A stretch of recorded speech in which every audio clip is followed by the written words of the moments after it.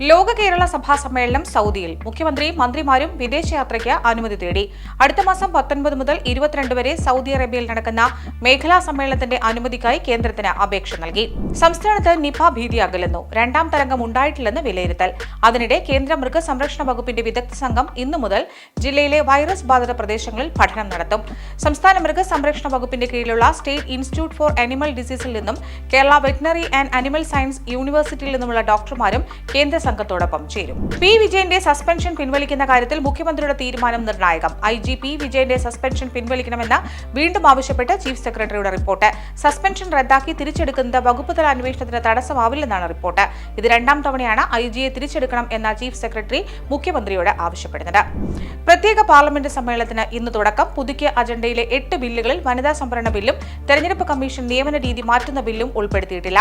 ഗണേശ ചതുർത്ഥി ദിനമായ നാളെ പഴയ മന്ദിരത്തിന്റെ സെൻട്രൽ ഹാളിൽ ചേരുന്ന പ്രത്യേക സമ്മേളനത്തിന് ശേഷം പുതിയ മന്ദിരത്തിലേക്ക് സമ്മേളന നടപടികൾ മാറ്റും. ജമ്മു കാശ്മീരിലെ സൈനിക നടപടി 6ാം ദിവസത്തിലേക്ക്. ഭീകരർക്കായി സംയുക്ത സേനയുടെ തെരച്ചിൽ. ഗരോൾ വനമേഖലയിലെ ഒളിത്താവളങ്ങളിൽ കഴിയുന്ന ഭീകരരെ പിടികൂടുക എന്ന ദുഷ്കരമായ ദൌത്യത്തിനാണ് സംയുക്ത സേന ശ്രമിക്കുന്നത്.